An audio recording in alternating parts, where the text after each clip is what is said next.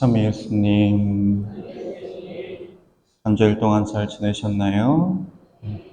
저는 어제 청년성가대 친구들과 자연 피정을 갔다 왔는데, 사실 제가 제일 오랫동안 몸져 누워 있었음에도 저는 지금 죽을 것 같은데, 저기 있는 저 친구들은 어제 밤에 그렇게까지 놀고도 너무나 멀쩡한 얼굴로 앉아 있네요. 이래서 젊음이 좋은 건가 봅니다. 괜찮니? 어, 네, 오늘은 성령 강림 대축일이고 성령을 받아라 라는 말씀을 중심으로 하느님께서 우리에게 주시는 이 성령의 은총이라고 하는 것이 무엇인지 조금 구체적으로 살펴보는 시간을 가지려고 합니다. 성령 강림 대축일, 성령께서 우리에게 오셔서 하시는 활동이 우리에게 어떤 영향을 미치는지 그 은총에 대해서, 그 은사에 대해서 묵상해 보는 날입니다. 그러면서 또 하나 굉장히 큰 기념일이기도 합니다. 지수야, 한국 천주교회의 생일, 한국 천주교회의 창립일, 언제일까? 누가 세례받은 날이야? 지금 막 들려. 아주 우수한 분들이 말씀해주고 계셔.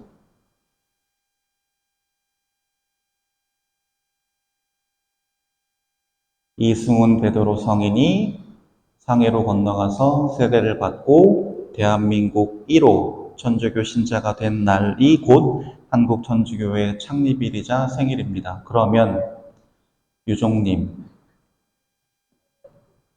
보편 가톨릭 교회 전체의 창립일이자 생일 언제일까요?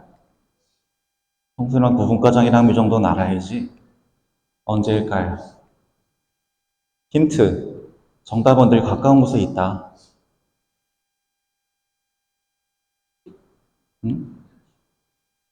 언제일까요? 한국 전체 보편교회의 창립기념일이자 생일. 정답은 가까운 곳에. 오늘. 와, 눈치가 있네. 오늘입니다. 왜 오늘이 전체 보편 가톨릭 교회의 생일이자 창립일일까요? 오순절, 2000년 전 오순절인 오늘 제자들이 성령의 은총을 받은 이후로 겁 많고 두려움 많던 약한 인간의 모습에서 하느님의 복음을 담대히 선포하는 사도의 모습으로 변화되었고 그 변화를 통해서 당당하게 그리스도인으로서 복음을 선포하는 삶을 본격적으로 시작했기 때문에 오늘이 보편교회 전체의 창립 기념일이기도 합니다. 그날 무슨 일이 있었느냐? 오늘 제일 독서인 사도행전에 나오고 있어요. 하늘에서 거센 바람이 부는 듯한 소리가 나더니 그들이 앉아있는 온 집안을 가득 채웠다. 그리고 불꽃 모양의 혀들이 나타나 갈라지면서 각 사람 위에 내려앉았다. 그러자 그들은 모두 성령으로 가득 차 성령께서 표현의 능력을 주시는 대로 다른 언어들로 말하기 시작하였다라고 오늘 제일 독서에서는 이 성령 강림의 순간 어떤 일이 있었는지를 기록하고 있습니다. 굉장히 중요한 표현들이 많이 나와요. 일단 첫 번째, 성령께서는 우리들 각자에게 알맞은 방법으로 찾아오셔서 우리를 올바른 방향으로 변화시키고 주님을 따르도록 인도해주는 역할을 하십니다. 이게 성령께서 우리에게 오시는 목적이자 우리를 이끌어 가시는 방향성이라고 할 수 있습니다. 그래서 이런 성령의 활동을 아주 큰 카테고리로는 크게 두 가지 정도로 살펴볼 수 있는데 첫 번째, 성령은 우리에게 어떻게 오시느냐? 불꽃처럼 오십니다. 왜 불꽃처럼 오시느냐? 마치 포항제철에서 철광석 녹인물을 팔팔 끓여서 그 안에 숨어있던 불순물들을 다 태워 없앤 다음에 완전한 순도 100%의 선처를 만들어서 그거 가지고 자동차든 선박이든 만드는 것처럼 성령께서도 우리 마음속에 성령의 불꽃을 일으키셔서 우리 마음속에 있는 욕심이나 집착 같은 불순물들을 싹 태워서 없애시고 우리가 하느님만 찾고 따라가는 순명과 사랑의 정신을 아주 순수하게 가질 수 있도록 이끌어 주시는 겁니다. 그래서 이런 성령의 불꽃과 같은 활동을 통해서 우리는 하느님께서 우리를 처음 만드셨을 때 그 태초에 거룩하고 순수했던 모습을 회복하게 되고 하느님의 자녀로서 새로운 삶을 살 수 있게 됩니다. 두 번째, 성령은 또 어떻게 오시느냐? 성령은 우리에게 바람처럼 오시기도 합니다. 근데 이 바람은 때로는 센 바람이기도 하고 때로는 미풍이기도 해요.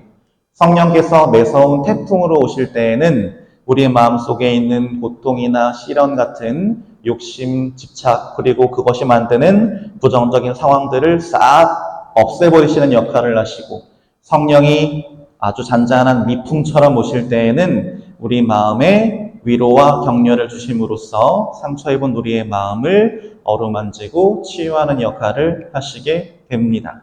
그것이 성령이 우리에게 오시는 두 가지 양상이자 성령의 역할이 되는 것이죠.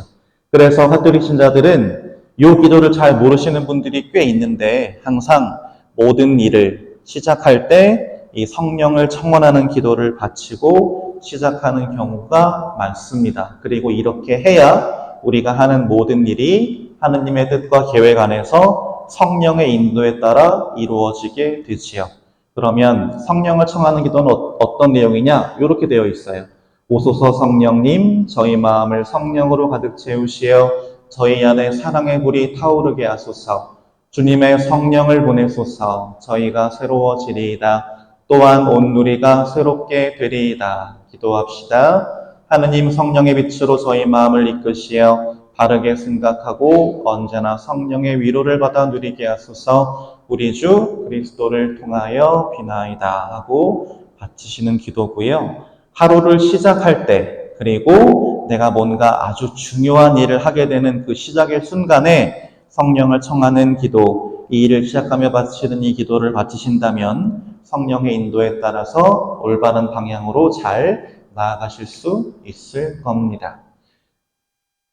오늘 성령 강림 대축일 사건에서 두 번째 중요한 사건이 바로 저 부분입니다. 아까 어디서 끝났죠? 불꽃 모양의 아들이 갈라져서 각 사람 위에 내려앉자 어떻게 했다고요? 사도들이 여러 지방의 언어로 방언으로 떠들기 시작하였다라고 나와 있는데 그 말을 들은 사람들의 반응이에요. 이 뭐야? 저들이 하느님의 위협을 말하는 것을 우리가 저마다 자기 지방 말로 듣고 있네? 라는 반응입니다. 굉장히 놀랐어요. 오늘날은 수많은 언어가 갈라져 있어서 사람들이 소통하기 굉장히 어려운 상황인데 사실 이때도 크게 다르지 않았음에도 불구하고 이 성령의 오심을 통해서 사람들은 이 성령의 활동 안에서 일치를 체험하게 된 것이죠. 중요한 것은 사도들이 성령으로부터 놀라운 능력을 받아서 방언을 했다라는 사실 자체가 아니에요. 근데 요즘 이제 성령 운동 중에서 조금 이제 잘못된 방향으로 나아가는 경우는 방언을 해야만 대단한 사람이고 방언을 못하면 안 열심한 사람인 것처럼 잘못 생각하시는 경우가 있지만 중요한 건 방언을 했나 안 했나가 아니라 그들이 입으로 내뱉은 그 말들이 그것을 듣는 사람들의 귀에 자기 지방말로 들렸다는 사실입니다. 마치 뭐 하는 것처럼 동시통역하는 것처럼. 그래서 어떻게 됐느냐? 이 성령의 은사라고 하는 건 그걸 내가 받아서 내가 얼마나 거룩한 사람인지 내가 얼마나 의로운 사람인지를 뽐내라고 성령의 은사를 주시는 게 아니라 그 은사를 듣는 사람들에게 나를 보는 사람들에게 도움이 되라고 그들을 하느님께 대한 참된 믿음으로 이끌어 주라고 성령의 은사를 우리에게 주신다라고 하는 것이 성령 강림 사건에서 우리가 기억해야 할 두 번째 중요한 사실입니다.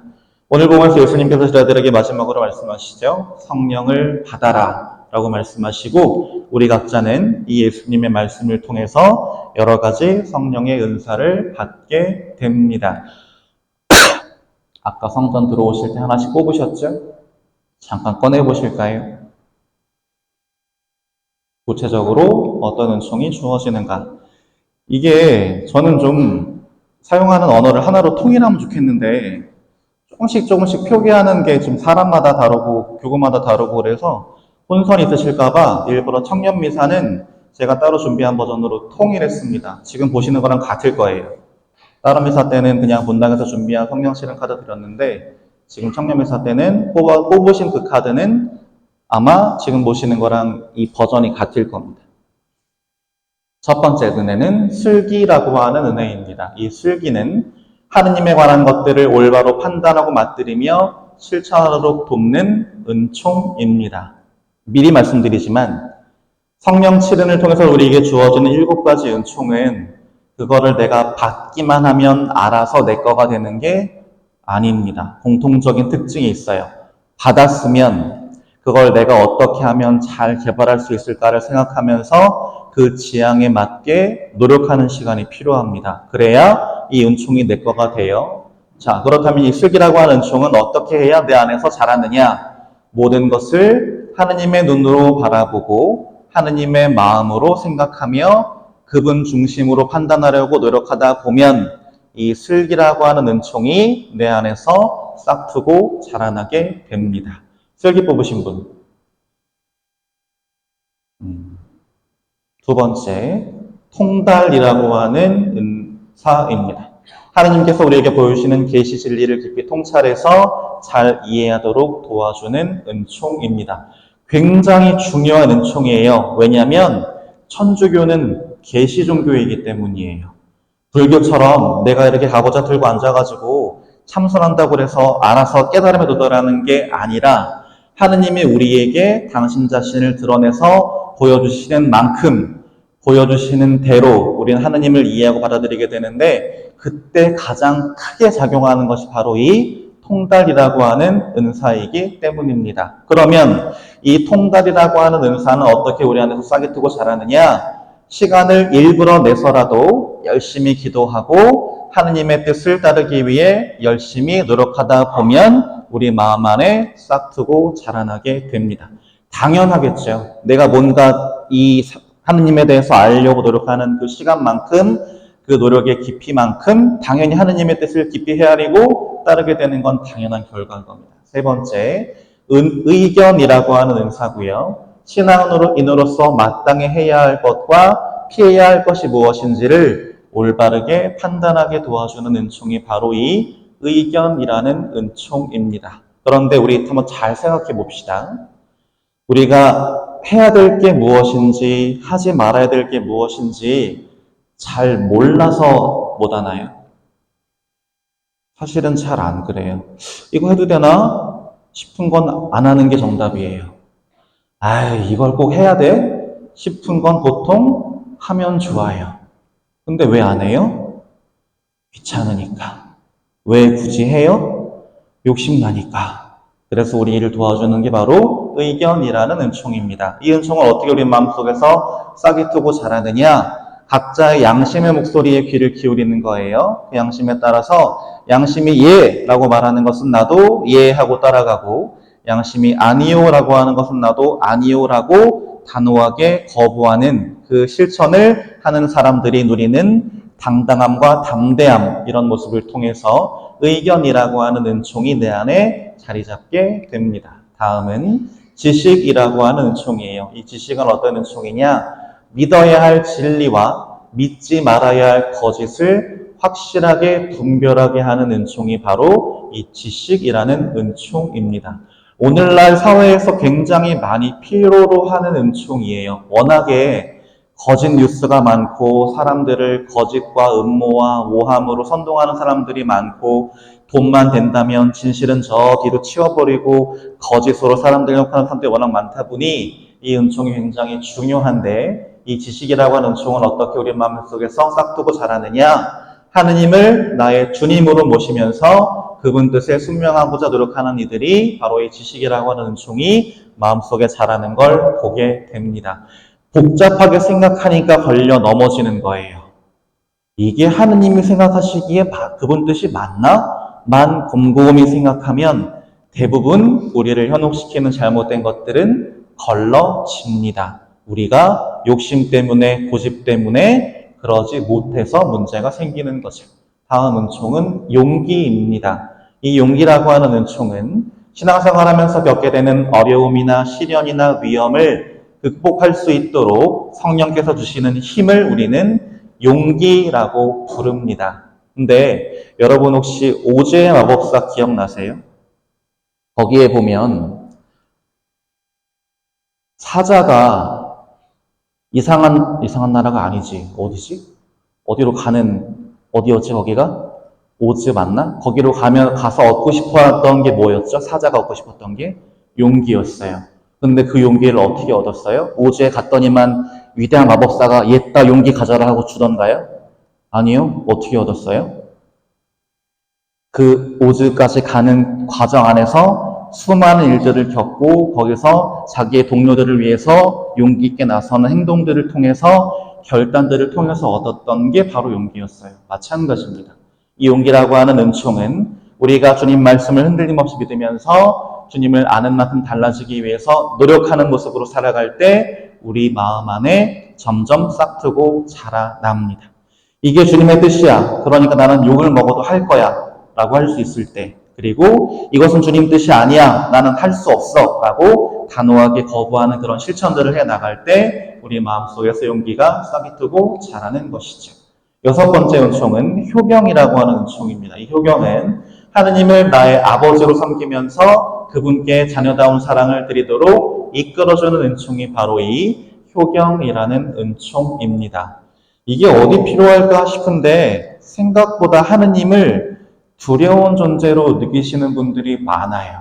그래서 하느님 너무 사랑합니다 라고 말하는 사람보다 벌 받으면 어떡하지? 걱정하는 사람들이 더 많다는 뜻이고, 이 아버지라고 하는 이름 때문에 어린 시절에 아버지로부터 좀 안 좋았던 추억들이 있는 분들, 너무 엄하고 무서운 아버지 때문에 무섭게만 느꼈던 분들은 하느님을 우리 아빠라고 받아들이기보다는 나를 벌주는 사람, 나를 심판하고 단죄하는 분이라고 생각해서 나도 모르게 피하게 되는 경우들도 있습니다. 그럼 우리에게 반드시 필요한 은총이 바로 이 효경이라는 은총이에요. 그래서 이 은총은 어떻게 싹이 트고 자라느냐? 하느님의 뜻을 실천해서 그분 마음을 기쁘게 해드리기 위해 노력하는 과정 안에서 우리는 하느님의 자녀로 사는 기쁨을 누리게 됩니다. 우리가 부모님께 효도할 때 어떻게 하나요? 효도할 때 어떻게 해요? 어깨를 왜 주물러 드리는데? 동혁아, 무슨 마음으로? 이렇게 하면 용돈을 주시지 않을까? 넌 아닐 거 아니야. 어깨를 주물러 드려. 내가 이렇게 해드리면 우리 엄마 어깨가 시원하겠지. 내가 주물러 드리면 우리 아빠가 행복해 하시겠지. 라는 마음으로 하는 거예요. 효경도 마찬가지. 어떻게 하면 효경이 우리 안에 싹 두고 자라느냐?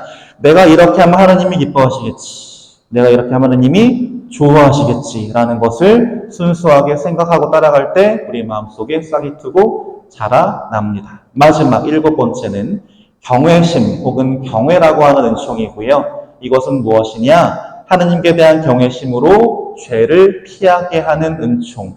그분 마음을 아프게 해드리기 싫어서 적극적으로 피하는 거예요. 그냥 이거 한번 벌 받는데 이거 한번 성사 봐야 돼 해서 마지못해서 안 하는 게 아니라 이렇게 하는 건 하느님 뜻이 아니니까 나는 안 할 거야 라고 하는 단호한 마음으로 밀어내는 것. 이게 바로 경외심이라고 하는 은총이고요. 이런 경외심이라는 은총은 어떻게 우리 마음속에 자리 잡고 자라나느냐? 우리가 하느님 마음에 드는 것을 알았다면 그것을 실천하기 위해서 열심히 노력하며 살아갈 때 우리 마음속에 이 경외라고 하는 은총이 싹이 트고 자라나게 됩니다. 그래서 이 7가지가 성령께서 우리에게 주시는 은총이에요. 그런데 이 7가지 은총을 우리 마음속에서 제대로 자라나려면 우리가 한 가지를 반드시 먼저 해야 한다고 예수님이 오늘 복음에서 말씀하십니다. 뭐라고 하시냐면 너희가 누구의 죄든지 용서해주면 그가 용서를 받을 것이고 그대로 두면 그대로 남아있을 것이다 라고 예수님이 말씀하십니다. 성령의 은총을 받아서 그분을 닮은 하느님을 닮은 자녀의 모습으로 변화되고 기쁘게 살고 싶어? 그러면 먼저 한 가지 해야 될 게 용서야 라고 우리에게 예수님이 말씀하고 계시는 겁니다. 우리가 여기서 새겨들어야 할 말이 이 부분이에요. 그대로 두면 그대로 남아있을 것이다 라는 말씀이에요. 목적어가 생략되어 있어서 되게 애매하고 알쏭달쏭하게 되실 수 있는데 이 말씀은 이런 뜻입니다. 무엇이 그대로 남아있느냐? 용서하지 않으면 분노가 내 안에 남아있는다는 뜻입니다. 그런데 분노가 내 안에 남아있는 상태를 그대로 방치하고 그 분노가 점점 더 커지면 어떻게 되느냐? 분노가 내 안에 있는 것이 아니라 이제는 내가 분노 안에 갇히게 됩니다. 이 사람처럼요. 저 시커먼 게 이 사람이 마음속에 갖고 있던 미움이었어요. 그래서 난 절대 용서 안 해! 버티고 있었는데 그 미움이 점점 커지더니만 결국 이 사람을 가두는 감옥이 되어버린 거죠. 안녕 하면서. 근데 이런 상태로는 절대로 우리는 성령께서 주시는 은총을 제대로 받아서 누릴 수가 없다. 그러니 예수님은 우리에게 뭐라고 하시느냐? 용서해라 라고 하시는 겁니다. 그래서 우리가 성령 강림 내주기를 맞이해서 두 가지만 한번 각자 약속해보면 좋겠어요. 첫 번째는 지금 혹시 내가 마음속으로 미워해서 차마 그 미움을 내려놓지 못하고 있는 누군가가 지금 머릿속에 딱 떠오르신다면 그 사람 오늘 여기 성전에 두고 가세요. 첫 번째 약속. 집에 갈 때 또 데려가시지 말고. 두 번째 약속은 뭐냐? 오늘 나눠드린 성령 칠은 카드 제발 책에 꽂아두고 잊어버리지 마세요. 그러면 아무 소용없어요. 네, 그래서 저는 별로 책갈피 사이즈를 만드는 걸 좋아하진 않지만 아무튼 그러면 어디에 둬야 할까요? 성령 칠은 카드를. 내가 제일 자주 보는데 내가 가장 많은 시간을 보내는 곳.